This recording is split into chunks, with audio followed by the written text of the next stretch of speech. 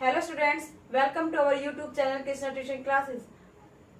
आज हम इलेक्ट्रोस्टैटिक्स का लेक्चर नंबर 2 डिस्कस करेंगे। आज हम प्रॉपर्टी ऑफ इलेक्ट्रिक चार्ज के बारे में पढ़ेंगे। फर्स्ट प्रॉपर्टी क्या है? Quantization of electric charge. Quantization of electric charge क्या होता है? It is the property by virtue of which the charge on a body is integral multiple of a basic unit of charge of an electron and proton is represented by E। मतलब कि इससे हमें क्या समझ में आता है, जो चार्ज होता है Q वो क्या होता है? Integral multiple of electron and proton. ई से मैंने क्या रिप्रेजेंट किया है? इलेक्ट्रॉन एंड प्रोटॉन के सिंबल को, इलेक्ट्रॉन और प्रोटॉन के सिंबल को रिप्रेजेंट किया है। क्यू क्या है हमारे यहाँ पर? चार्ज। एन यहाँ पर क्या है? इंटीजर। ई क्या है? इलेक्ट्रॉन या प्रोटॉन। एन इंटीजर, एन की वैल्यू क्या हो सकती है? 1 2 सोन। और ई है हमारा क्या हो सकता है? इलेक्ट्रॉन और प्रोटॉन की। इलेक्ट्रॉन होगा तब इसकी वैल्यू क्या होगी? Q is equal to plus minus n e. देखिए प्लस चार्ज किसके लिए? प्रोटॉन के लिए यूज किया है, और माइनस सिंबल किसके लिए यूज किया? हमने इलेक्ट्रॉन के लिए यूज किया है। क्यों? चार्ज कितना होता है इलेक्ट्रॉन और प्रोटॉन का? इलेक्ट्रॉन का चार्ज कितना होता है? 1.6 10⁻⁻⁹ कूलम। और प्रोटॉन का कितना होता है? Plus 1.6 10⁻⁹ coulomb. जो इंटीग्रल मल्टीपल होंगे इलेक्ट्रॉन या प्रोटॉन के चार्ज। सेकंड प्रॉपर्टी हम क्या समझते हैं? It is the property of by virtue of which the total charge of a system is obtained simply by adding algebraic all the charge present anywhere on the system। देखो ये system लिया मैंने, ये मैंने क्रॉस सिस्टम ले लिया, इसमें charge present है, प्लस क्यू है, ये भी प्लस क्यू है, माइनस क्यू है, इधर ये माइनस क्यू है, ये प्लस क्यू है, ये कहीं भी हो सकते हैं, सिस्टम में कहीं भी प्रेजेंट हो सकते हैं। उन सभी का सम, इन सभी चार्जेस का सम टोटल क्यू इक्वल होगा इन सभी चार्जेस के सम के, एल्जेब्रिक सम।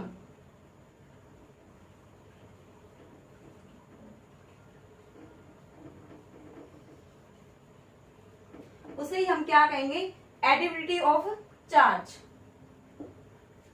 थर्ड प्रॉपर्टी क्या है? Conservation of charge. It is the property by virtue of which the total charge on an isolated system always remain constant या conserved। Isolated system क्या होता है? आइसोलेटेड सिस्टम से आप क्या समझते हो? आइसोलेटेड सिस्टम क्या होता है? A system does not interact with surrounding.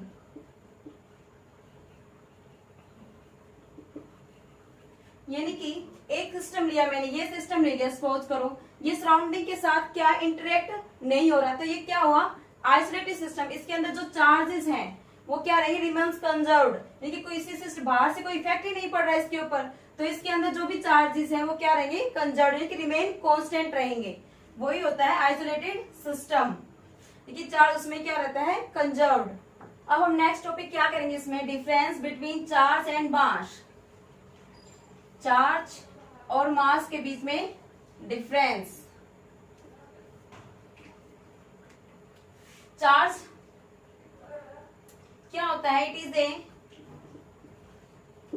Drive unit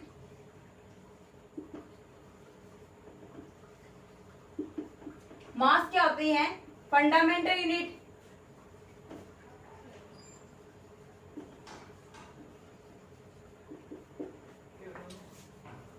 second बात इसमें क्या है? चार्ज क्या हो सकता है? पॉजिटिव भी हो सकता है और नेगेटिव भी हो सकता है। मास हमेशा क्या रहेगा? पॉजिटिव रहेगा। Third, charge can not exist. Charge can not exist without mass, without mass. और ये एग्जिस्ट कर सकता है, exist without charge, without charge. Fourth क्या है इसमें? इसमें जो फोर्स लगेगा, फोर्स बिटवीन टू चार्जेस,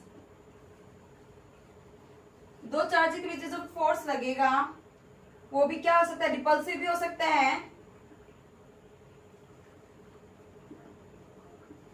और अट्रैक्टिव भी। मास में क्या रहेगा, जो दो मासेस के बीच में जो फोर्स लगता है ग्रेविटेशनल फोर्स, वो क्या हमेशा क्या रहता है, अट्रैक्टिव। इसमें क्या रहेगा, अट्रैक्टिव भी रहेगा और रिपल्सिव भी रहेगा।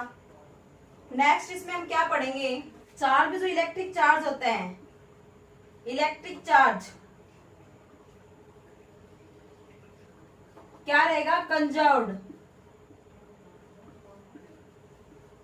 और ये नॉट कंजर्व्ड। मास क्या रहेगा, नॉट कंजर्व्ड। और इसमें अनएक्सलेशन में अनएक्सलेटेड द चार्ज emit रेडिएशन। और मास में क्या होगा, इसमें नॉट emit रेडिएशन।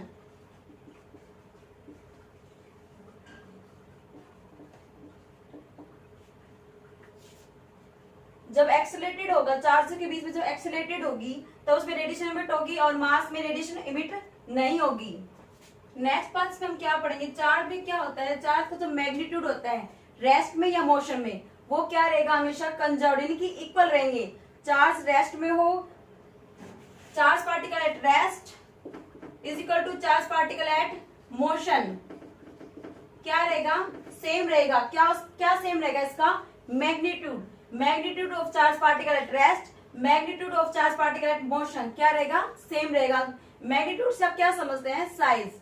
देखिए इस पार्टिकल, मैंने ये पार्टिकल लिया, ये रेस्ट में है, लेकिन इसके साइज पे कोई इफेक्ट नहीं पड़ा।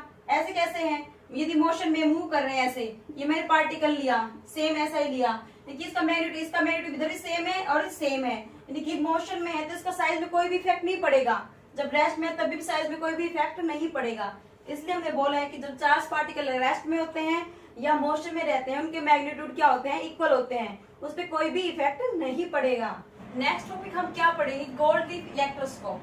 गोल्ड लीफ इलेक्ट्रोस्कोप क्या होता है, एक इंस्ट्रूमेंट होता है जो presence of electric charge and it's polarity and potential difference को डिटेक्ट करने के काम आता है। पोलैरिटी मतलब कि चार्ज कैसा साइन का है, यानी कि पॉजिटिव है या नेगेटिव है, साइन को करने के लिए प्रेजेंस ऑफ इलेक्ट्रिक चार्ज यानी कि इस बॉडी पे कैसा चार्ज है उसे फाइंड आउट करने के लिए हम गोल्ड लीफ इलेक्ट्रोस्कोप इंस्ट्रूमेंट का यूज करते हैं।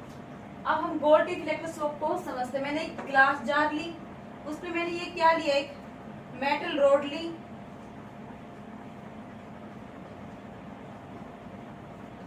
ये क्या ली मैंने, एक मेटल डिस्क ली जिसे मैंने डी से डिनोट किया है। ये क्या है, एक इंसुलेटिंग रबड़।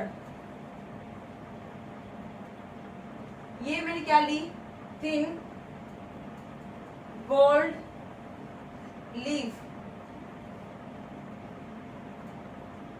अब क्या हुआ, जिसपे कोई भी चार्ज नहीं है यानी कि न्यूट्रल है, तब गोल्ड लीफ क्या है, पास पास है। जब मैं इसके पास कोई चार्ज बॉडी लेके आई, जैसे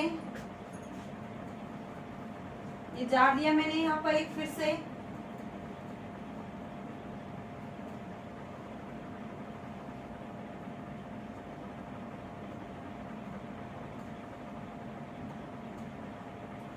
जब मैं इसके पास चार्ज बॉडी लेके आई एक, जिसपे क्या है, प्लस चार्ज है,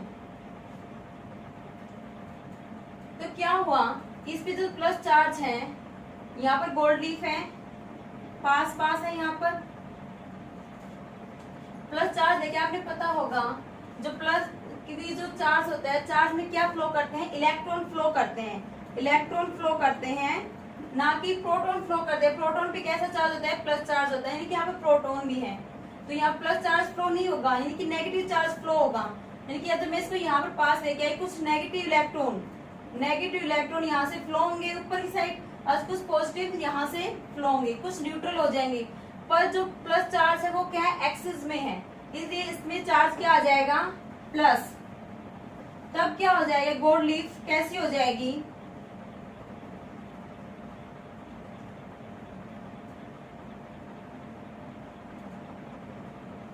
इन पे क्या चार्ज आ जाएगा, प्लस।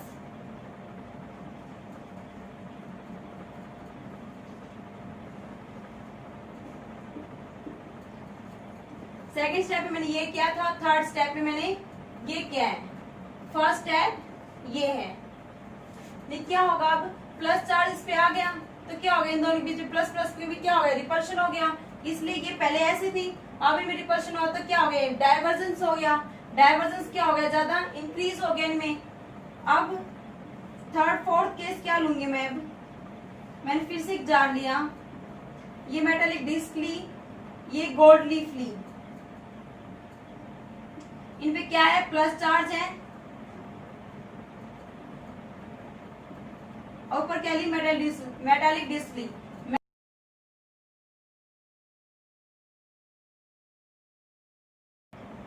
यहाँ पर मैं इसे टच करवाया इसे फिर से, तो क्या हुआ, यदि इस पे प्लस चार्ज होगा, इस बॉडी पे प्लस चार्ज ज्यादा होगा तो क्या होगा, ये क्या हो जाएगा, जो गोल्ड लीफ होती है, थिन गोल्ड लीफ है, इनमें क्या होगा, डाइवर्जेंस ज्यादा हो जाएगा। यदि इस बॉडी पे नेगेटिव चार्ज होगा तो क्या होगा, इन दोनों में अट्रैक्शन हो जाएगा।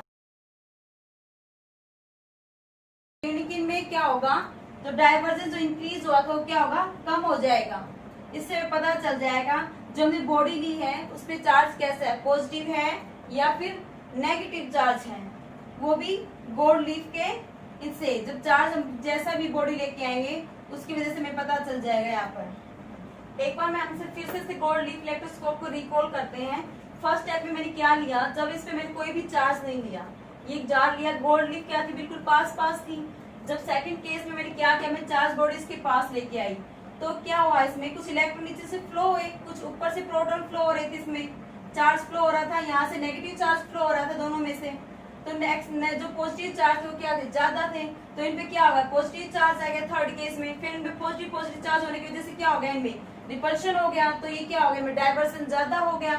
फोर्थ केस में क्या चार्ज बॉडी ली, उस बॉडी का फाइंड आउट करने के लिए कि उस पे कैसा चार्ज है, पॉजिटिव चार्ज है नेगेटिव। यदि नेगेटिव चार्ज होगा तो डाइवर्जेंस क्या होगा, डिक्रीज हो जाएगा। यदि पॉजिटिव चार्ज होगा तो क्या होगा, फिर रिपल्शन इंक्रीज हो जाएगा। और फोर्थ केस में हमने यही फाइंड आउट किया है कि उस बॉडी पे कैसा चार्ज है या नहीं है, with the help of gold leaf. आप गोल्ड लीफ की जगह एल्यूमिनियम फॉइल भी यूज कर सकते हैं। आज की वीडियो में हम इतना ही पढ़ेंगे। Thank you.